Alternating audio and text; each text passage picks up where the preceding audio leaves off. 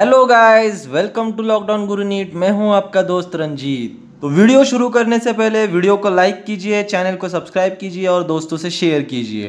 तो आज का जो हमारा टॉपिक है वो है basic strengths of organic compound. तो सबसे पहला question, what is a base? Base क्या है? एसिडिक स्ट्रेंथ वाले वीडियो में हमने पढ़ा था कि एसिड वो कंपाउंड होता है जो H प्लस डोनेट करता है। So base is opposite of acid. तो एक ऐसा कंपाउंड है विच एक्सेप्ट्स H प्लस। ओके, ये प्रोटॉन एक्सेप्टर है। It is acceptor of proton, acceptor of proton. तो इसको एक एग्जांपल से समझते हैं। तो ये है एक अमाइन और ये है एक प्रोटॉन। अब proton acceptor is a base. तो ये नाइट्रोजन एटम जो है वो अमाइन का नाइट्रोजन एटम अपना लोन पेयर इस H प्लस को डोनेट कर देगा। Okay, and after donating its lone pair to H plus, ये कुछ इस तरह से बन जाएगा RNH3 पॉजिटिव। इसको हम बोलेंगे बेस और ये है conjugate acid of that base. ये उस बेस का कॉन्जुगेट एसिड है। This is conjugate acid. अब सिंपल सी बात है, जितनी इसकी ज्यादा स्टेबिलिटी होगी उतना ये रिएक्शन फॉरवर्ड में फेवर करेगा। तो इस कॉन्जुगेट एसिड के स्टेबिलिटी पे डिपेंड करेगा कि ये कितना बेसिक है। जितनी ज्यादा स्टेबिलिटी कॉन्जुगेट एसिड की होगी उतना ज्यादा बेसिक ये वाला अमाइन होगा। तो हमने समझ लिया base is a proton acceptor. अब दूसरी भाषा में इसको ऐसे भी समझ सकते हैं कि नाइट्रोजन ने अपना लोन पेयर H प्लस को दे दिया। अपना लोन पेयर किसको दे दिया? H plus. तो दूसरी भाषा में अगर इसको समझे तो acceptor of proton as well as donor of electron, as well donor of electron pair. Okay, so donor of electron pair. So what we have understood now, so basic strength of the base is proportional to stability of conjugate acid. So basic strength or basicity is proportional to stability of conjugate acid. And what is a base? It is an acceptor of proton as well donor of electron pair. Now we will see some problems on it, so we will be more clear about it. अब ये वाले examples के through basic strength को detail में समझते हैं। Give the order of basic strength, ये वाला क्वेश्चन है। तो तीन कंपाउंड दिए गए हैं। ये वाला जो नाइट्रोजन है इसके पास लोन पेयर है, इसमें इस वाले नाइट्रोजन के पास और इसमें इस वाले नाइट्रोजन के पास लोन पेयर है। What is a base? Base is a electron pair donor. तो बेस क्या करेगा? अपना इलेक्ट्रॉन पेयर H प्लस यानी कि प्रोटॉन को डोनेट करेगा। तो यहाँ पे ये वाला नाइट्रोजन डोनेट करेगा। यहाँ पे क्या होगा? ये वाला नाइट्रोजन पे लोन पेयर प्रेजेंट है, तो ये लोन पेयर ये H प्लस एटम यानी कि प्रोटॉन को डोनेट करेगा। यहाँ पे भी सेम, ये वाला नाइट्रोजन के पास लोन पेयर ऑफ इलेक्ट्रॉन है तो ये अपने H प्लस को देगा। तो सबसे स्ट्रॉन्ग बेस कौन होगा ये हमें ढूंढना है, इसकी ऑर्डर निकालनी है। सो जिसके पास ज्यादा इलेक्ट्रॉन डेंसिटी होगी, जो ज्यादा इलेक्ट्रॉन सप्लाई कर पाएगा वही स्ट्रॉन्ग बेस होगा। जिसके पास इलेक्ट्रॉन ज्यादा होंगे, इलेक्ट्रॉन ज्यादा होंगे मतलब सबके पास तो दो दो ही है, मतलब एक पेयर है। इलेक्ट्रॉन डेंसिटी जिसके पास ज्यादा होगी मतलब प्लस आई इफेक्ट जिस पे ज्यादा लग रहा होगा, प्लस एम, दैट थिंग। तो सबसे पहला जो कंपाउंड है इसमें जो लोन पेयर है, क्या ये lone pair H plus atom को आसानी से डोनेट कर पाएगा? So answer is no, because ये जो लोन पेयर है ये रेजोनेंस में इन्वॉल्व है। ये रेजोनेंस में इन्वॉल्व है, ये लोकलाइज्ड लोन पेयर नहीं है, इट इज डीलोकलाइज्ड। ये पूरे रिंग में घूमेगा, मतलब ये एक जगह पे स्टैटिक नहीं है, उसको बोलते हैं डीलोकलाइज्ड। तो ये रेडीली अवेलेबल है नहीं, देने के लिए it is not available that much. तो ये रिंग में, पूरे रिंग में ये घूमता रहेगा। क्या ये वाला नाइट्रोजन रेजोनेंस कर सकता है? नहीं। तो ये वाला जो लोन पेयर है इसी जगह पे रहेगा, मतलब ये वाला lone pair localized lone pair है, ये इसी जगह पे रहेगा, मतलब ये दे सकता है। ये क्या करेगा? ये दे सकता है। पर ये जो बेंजाइल ग्रुप है, ये जो इसके बाजू में लगा हुआ बेंजाइल ग्रुप है, ये इसके ऊपर एक इफेक्ट जरूर लगाएगा जो कि -I इफेक्ट है। सो बेंजाइल ग्रुप इस पे -I इफेक्ट लगा सकता है, तो थोड़ी सी इसकी इलेक्ट्रॉन डेंसिटी कम होगी, थोड़ी सी कम होगी। बट जो इलेक्ट्रॉन पेयर है वो इसी नाइट्रोजन पे रहेगा क्योंकि किसी भी रेजोनेंस में ये इन्वॉल्व नहीं है, तो ये दे सकता है प्रोटॉन को H प्लस। लास्ट ऑप्शन जो है उसमें जो NH है वो इन्वॉल्व है रेजोनेंस में, तो again it is what, it is delocalised electron pair, पूरे रिंग में घूमेगा, एक जगह पे नहीं है, पहले इधर आएगा, फिर इधर आएगा, उसके बाद इधर आएगा, उसके बाद इधर आएगा एंड वापस इधर आएगा, तो ये पूरे रिंग में घूमेगा और फिर नाइट्रोजन पे आएगा, तो it is not readily available. Okay, तो it is similar to first, बस डिफरेंस ये है कि इसके बाजू में जो CH3 ग्रुप लगा है ये इसको क्या करेगा, प्लस I देके थोड़ी सी इलेक्ट्रॉन डेंसिटी बढ़ाएगा। तो अगर आंसर लिखने की बात आई तो सबसे पहले लोकलाइज्ड लोन पेयर्स। ओके, तो लोकलाइज्ड कौन है, ये वाला, तो सबसे पहले लोकलाइज्ड मतलब option B. So first is option B which is localized lone pair. Then option C, ये डीलोकलाइज्ड है, ये भी डीलोकलाइज्ड है, पर थोड़ा सा प्लस आई इफेक्ट से इधर इलेक्ट्रॉन डेंसिटी बढ़ रही है, so option C. And last is the option A. So this is the order of basic strength. अब सिमिलरली दूसरे एग्जांपल में समझ लेते हैं। ये वाला जो नाइट्रोजन है इसका लोन पेयर है रेजोनेंस में involve, so it is delocalised. Okay, तो इसको DL लिख देते हैं, डीलोकलाइज्ड। ये वाला जो नाइट्रोजन है इसका जो लोन पेयर है इसके साथ रेजोनेंस करेगा, ऐसा लगेगा, लग सकता है, पर ये लोकलाइज्ड लोन पेयर है, ये रेजोनेंस नहीं करेगा। अब ये रेजोनेंस क्यों नहीं करेगा ये हमने स्टेबिलिटी ऑफ कार्बोनाइन वाले वीडियो में डिटेल में समझा था, पर फिर भी एक बार मैं इसको बता दूंगा। तो इसको इधर समझ लेते हैं। ये नाइट्रोजन एटम है, इसकी ये वाली एक ऑर्बिटल है और अगला कार्बन एटम इसकी ये वाले ऑर्बिटल है। ओके, अब जो पाई बॉन्ड बनेगा वो इन दोनों ऑर्बिटल में बनेगा। ओके, तो ये ऑर्बिटल सेम प्लेन में होगी। अब नाइट्रोजन की जो दूसरी ऑर्बिटल होगी वो इस ऑर्बिटल को परपेंडिकुलर होगी। ओके, तो कुछ इस तरह से होगी, और इस ऑर्बिटल में जो होंगे वो होंगे नाइट्रोजन के लोन पेयर।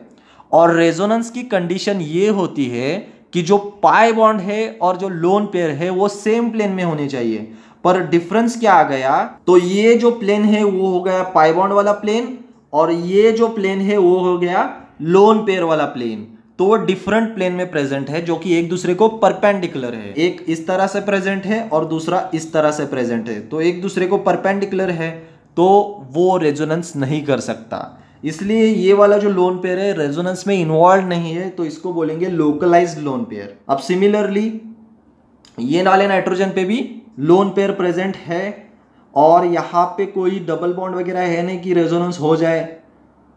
तो अब इसकी बेसिक स्ट्रेंथ कंपेयर करेंगे। तो सबसे पहले हम कंपेयर करेंगे लोकलाइज्ड। ओके, ये वाला भी लोकलाइज्ड ही रहेगा। तो सबसे पहले जो ऑर्डर आती है वो होता है लोकलाइज्ड देन डीलोकलाइज्ड। ओके, तो लोकलाइज्ड में B, C और डीलोकलाइज्ड A। सो सबसे कम जो होगा वो हमें पता है कि A। ओके, तो A जो होगा वो हमारा लास्ट होगा, इतना पता है, और हमें कंपेयर करना है B और C में।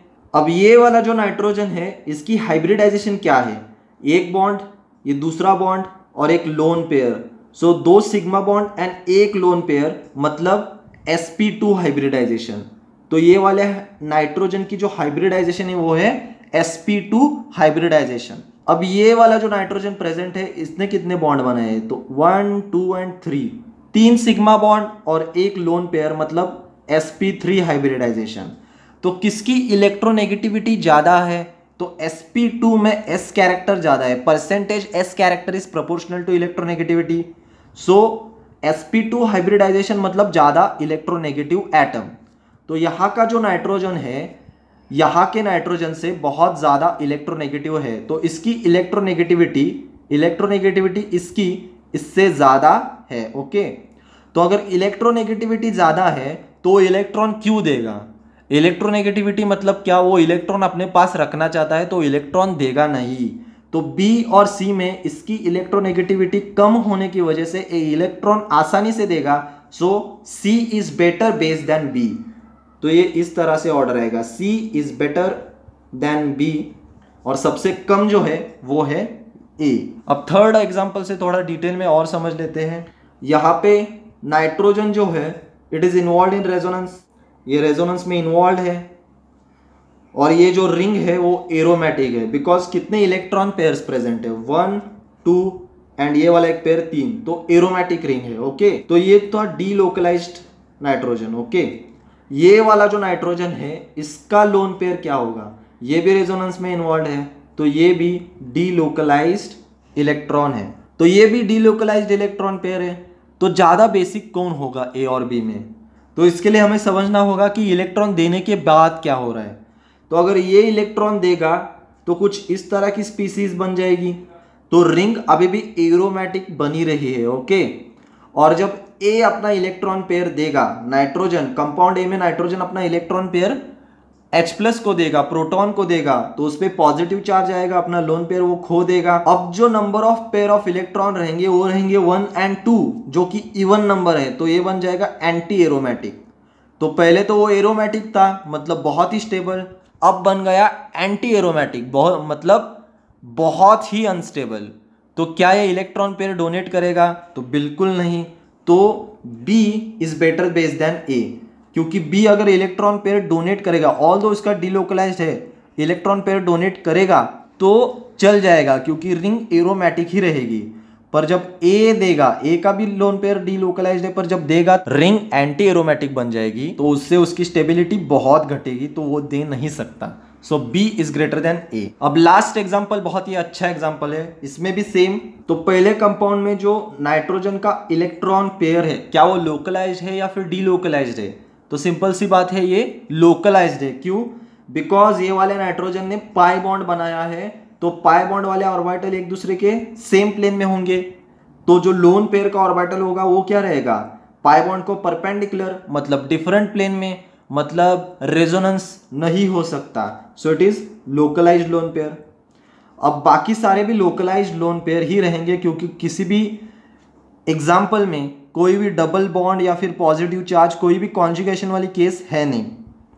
अब हमें कंपेयर करना होगा नेक्स्ट थिंग, जो कि होती है उसकी हाइब्रिडाइजेशन, परसेंटेजेस कैरेक्टर। तो इसका जो हाइब्रिडाइजेशन वो है एक सिग्मा बॉन्ड, दूसरा सिग्मा बॉन्ड, एक लोन पेयर मतलब sp2, ये वाले नाइट्रोजन की sp3, ये वाले नाइट्रोजन की sp3, ये वाले नाइट्रोजन की भी sp3। हमें ये पता है कि इलेक्ट्रोनेगेटिविटी जितनी ज़्यादा उतना इलेक्ट्रॉन देने की कैपेसिटी कम, मतलब वो इलेक्ट्रॉन देगा नहीं, उसको इलेक्ट्रॉन चाहिए। तो सबसे कम जो बेसिक होगा, सबसे कम जो बेसिक होगा वो है ऑप्शन ए, कंपाउंड ए। अब हमें कंपेयर करना है बी, सी और डी में। अब बी, सी और डी में कंपेयर करेंगे तो बी केस में क्या होगा? जो ये इलेक्ट्रॉन पेयर प्रेजेंट है नाइट्रोजन पे, सबसे पहले हमें यह सोचना पड़ेगा कि इलेक्ट्रॉन नाइट्रोजन देगा या ऑक्सीजन देगा। दोनों भी बेस की तरह एक्ट कर सकते हैं, दोनों के पास लोन पेयर प्रेजेंट है। उल्टा ऑक्सीजन के पास तो 2 लोन पेयर प्रेजेंट है, तो कौन एक्ट करेगा बेस की तरह? तो वो डिपेंड करता है उनकी इलेक्ट्रोनेगेटिविटी पर। तो सबसे ज्यादा इलेक्ट्रोनेगेटिव होता है फ्लोरीन, फिर ऑक्सीजन एंड देन नाइट्रोजन। तो ऑक्सीजन की जो इलेक्ट्रोनेगेटिविटी है, electronegativity of oxygen is greater than electronegativity of nitrogen. मतलब वो इलेक्ट्रॉन क्यों देगा? ये इलेक्ट्रॉन देगा नहीं, तो इलेक्ट्रॉन देगा नाइट्रोजन, ओके। तो इलेक्ट्रॉन कौन देगा? नाइट्रोजन। और एक चीज, जो इलेक्ट्रॉन पेयर यहाँ पे है उसकी इलेक्ट्रॉन डेंसिटी ये ऑक्सीजन क्या करेगा? कम करेगा, due to its minus I effect, okay. इसकी इलेक्ट्रोनेगेटिविटी तो नाइट्रोजन से ज्यादा है, तो अपना माइनस आई इफेक्ट लगाएगा, इलेक्ट्रॉन विथड्रॉइंग इफेक्ट लगाएगा। इससे इलेक्ट्रॉन डेंसिटी जो है नाइट्रोजन की थोड़ी सी कम हो जाएगी। फिर ऑप्शन डी जो है, ऑप्शन डी, यहाँ पे तो दोनों भी नाइट्रोजन है, तो कोई भी नाइट्रोजन अपना इलेक्ट्रॉन पेयर दे सकता है। बचा हुआ जो नाइट्रोजन होगा वो अपना माइनस आई इफेक्ट लगा के इलेक्ट्रॉन डेंसिटी दूसरे वाले नाइट्रोजन पे कम कराएगा। और ये वाला जो कंपाउंड है ये आसानी से अपना लोन पेयर दे देगा, और जो CH2 CH2 CH2 ग्रुप्स है वो अपने प्लस आई इफेक्ट लगा के इसकी इलेक्ट्रॉन डेंसिटी बढ़ाएंगे। तो सबसे पहले जो आएगा वो आएगा ऑप्शन सी। अब बी और डी में कौन आएगा? ऑक्सीजन की इलेक्ट्रोनेगेटिविटी ज्यादा है, मतलब माइनस आई इफेक्ट ज्यादा, मतलब बहुत ही कम करेगा यहाँ की इलेक्ट्रॉन डेंसिटी। तो डी पहले आएगा क्योंकि नाइट्रोजन की कम है इलेक्ट्रोनेगेटिविटी, फिर आएगा B. So this is the sequence C D B A. अब हम प्रीवियस ईयर के क्वेश्चंस करेंगे। ये वाला जो क्वेश्चन था यह आया था AIPMD 2006 में। Which of the following is more basic than aniline? Diphenylamine, triphenylamine, paranitroaniline, benzylamine. तो ऑब्वियस है किसी के भी स्ट्रक्चर दिए नहीं थे, वो हमें पता करने हैं। तो ये एनिलिन का स्ट्रक्चर है, ये डाइफिनाइल अमाइन का स्ट्रक्चर है, this is triphenylamine, this is paranitroaniline and this is benzylamine. तो क्वेश्चन ये है कि एनिलीन से ज़्यादा बेसिक कौन है। तो एनिलीन क्या है? एनिलीन का जो लोन पेयर है, फर्स्ट ऑफ ऑल ये लोन पेयर रेजोनेंस में इन्वॉल्व है, मतलब इट इज़ डीलोकलाइज्ड। ओके, तो अब इनको कंपेयर कर देते हैं। डाइफिनाइल अमाइन, डाइफिनाइल अमाइन, तो दो फिनाइल रिंग है, ये इधर भी रेजोनेंस में इन्वॉल्व है और इधर भी रेजोनेंस में इन्वॉल्व है, सो दिस इज हाईली डीलोकलाइज्ड। इसको तो 3 रिंग है, तो ये तो सबसे ज़्यादा डीलोकलाइज्ड, तो एनिलीन से भी ज़्यादा डीलोकलाइज्ड। ओके, ये सबसे ज़्यादा डीलोकलाइज्ड। अब बात आती है इसकी, this electron pair is also delocalised, क्योंकि ये भी रेजोनेंस करेगा रिंग के साथ। ओके, तो ये भी डीलोकलाइज्ड। अब ये लास्ट वाला जो है बेंजाइल अमाइन, बेंजाइल अमाइन के नाइट्रोजन के जो लोन पेयर है, ये लोन पेयर रेजोनेंस में तो पार्टिसिपेट कर नहीं सकते, तो ये हो जाएंगे लोकलाइज्ड लोन पेयर। और हमने पहले भी पढ़ा था कि localized lone pairs are more available for donation. Okay, तो लोकलाइज्ड लोन पेयर वाले कंपाउंड डीलोकलाइज्ड वालों से ज़्यादा बेसिक रहते हैं। सो ऑप्शन 4, ये वाला जो कंपाउंड है बेंजाइल अमाइन, ये एनिलीन से भी ज़्यादा बेसिक रहेगा। तो ये आया था AIPMT 2006 में। उसके बाद हम करेंगे 2008 AIPMT वाला क्वेश्चन, ये 8 में आया था। Order of the basic strength, order लिखनी है, तो सिंपल सी बात है, ये अल्केन है, ये अल्किन है, ये अल्काइन है। रेजोनेंस में तो एक भी कार्बन इन्वॉल्व नहीं है, तो हमें देखना क्या पड़ेगा बेसिक स्ट्रेंथ में, तो हम उसकी हाइब्रिडाइजेशन देखेंगे। तो ये वाला जो कार्बन है इसकी हाइब्रिडाइजेशन sp3 अल्केन है। ओके, ये वाला sp2 और ये वाला sp, तो s कैरेक्टर सबसे ज़्यादा C में, फिर B में, फिर A में, मतलब अल्काइन अल्कीन अल्केन। तो सबसे ज़्यादा जो इलेक्ट्रोनेगेटिविटी है, इलेक्ट्रोनेगेटिविटी अगर किसकी सबसे ज़्यादा है वो है अल्काइन की, तो सबसे ज़्यादा इलेक्ट्रोनेगेटिव, और ये है सबसे कम इलेक्ट्रोनेगेटिव, और इसकी इलेक्ट्रोनेगेटिविटी बीच में रहेगी। तो जिसकी इलेक्ट्रोनेगेटिविटी सबसे कम है वो इलेक्ट्रॉन देने के लिए तैयार होगा। तो option A is more than B and then C, क्योंकि इसकी इलेक्ट्रोनेगेटिविटी कम है तो आसानी से इलेक्ट्रॉन पेयर डोनेट करेगा, और जो इलेक्ट्रॉन पेयर डोनेट करता है वही बेस कहलाता है। अब नेक्स्ट क्वेश्चन करते हैं AIPMT 2011 वाला, which among the following is most basic. तो 2011 में आया था ये वाला क्वेश्चन, मोस्ट बेसिक पूछा है, तो सबसे पहले लोकलाइज्ड है या डीलोकलाइज्ड है वो देखना पड़ेगा लोन पेयर। तो ये वाला लोन पेयर जो एनिलीन का है वो डीलोकलाइज्ड है, ये वाला लोन पेयर तो रेजोनेंस में इन्वॉल्व है, तो ये भी डीलोकलाइज्ड है। ये वाला जो लोन पेयर है ये रेजोनेंस में नहीं इन्वॉल्व है। ओके, ये बेंजाइल अमाइन है, तो ये वाला रेजोनेंस में इन्वॉल्व नहीं है, तो ये लोकलाइज्ड है। और ये वाला भी रेजोनेंस में इन्वॉल्व है, तो ये डीलोकलाइज्ड है। और हमने पढ़ा था कि localized electron pairs are more available, और जो इलेक्ट्रॉन देगा वही बेस है। तो सबसे ज़्यादा देने में अच्छा किसको लगेगा? थर्ड वाले को, जो कि बेंजाइल अमाइन है, तो ऑप्शन 3। ये वाला जो क्वेश्चन है ये आया था एम्स 2011 में, arrange in the correct order of PKB। तो एक्चुअली जो ये PKB है वो एक्चुअली है क्या? So PKB is inversely proportional to basic strength, बस इतना आना चाहिए, inversely proportional to basic strength. Okay, and inversely proportional to KB। So PKB is inversely proportional to basic strength, inversely proportional to KB, और KB और basic strength ये directly proportional होते हैं एक दूसरे को। सो जब भी आपको PKB की ऑर्डर निकालनी बोली तो हम क्या करेंगे? बेसिक स्ट्रेंथ की ऑर्डर निकालेंगे और ऑर्डर को उल्टा कर देंगे। जब भी KB के ऑर्डर निकालने को बोला तो बेसिक स्ट्रेंथ की ऑर्डर निकालेंगे, वही ऑर्डर KB की होगी। तो हमें पूछा है PKB की ऑर्डर, तो PKB की ऑर्डर मतलब क्या? बेसिक स्ट्रेंथ की उल्टी ऑर्डर। तो सबसे पहले हम बेसिक स्ट्रेंथ फाइंड कर लेते हैं। सो ये है NH2, इसके पास है इलेक्ट्रॉन पेयर जो कि ये डोनेट कर सकता है पर कर नहीं पाएगा because it is a delocalised pair, क्योंकि ये रेजोनेंस में इन्वॉल्व है। सिमिलरली ये भी डीलोकलाइज्ड है, ओके, रेजोनेंस में इन्वॉल्व है। ये वाला जो है ये है बेंजाइल अमाइन, सो ये है लोकलाइज्ड, ये भी डीलोकलाइज्ड क्योंकि रेजोनेंस में इन्वॉल्व है। तो सबसे ज़्यादा जो कोई बेसिक होगा वो होगा C।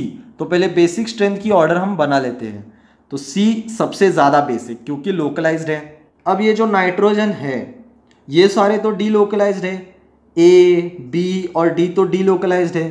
तो इनमें अब कंपैरिजन के लिए हमें और पॉइंट देखने चाहिए। तो ये नाइट्रोजन जो इलेक्ट्रॉन पेयर डोनेट करेगा, इसकी इलेक्ट्रॉन डेंसिटी अगर बढ़ेगी तो अच्छे से डोनेट कर पाएगा।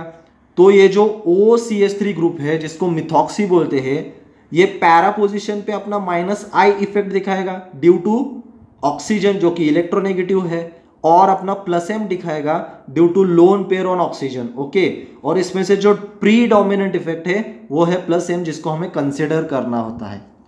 जो CH3 है वो अपना +I इफेक्ट दिखाएगा और उसके साथ अपना +H इफेक्ट दिखाएगा, और हमें जो इफेक्ट कंसिडर करना है वो है +H। इसमें कोई भी इफेक्ट नहीं लग रहा, बट इट इज लोकलाइज, तो सबसे ज्यादा है, हमने लिख दिया।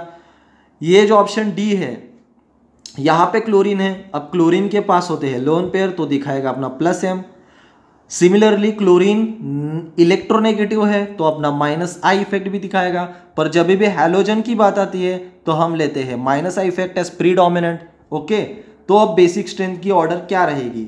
सबसे पहले हम रेजोनेंस कंसीडर करते हैं, तो ये वाला OCH3 यहाँ के नाइट्रोजन पे इलेक्ट्रॉन डेंसिटी बहुत ही ज़्यादा बढ़ाएगा, तो ये वाला बहुत ही बेसिक रहेगा।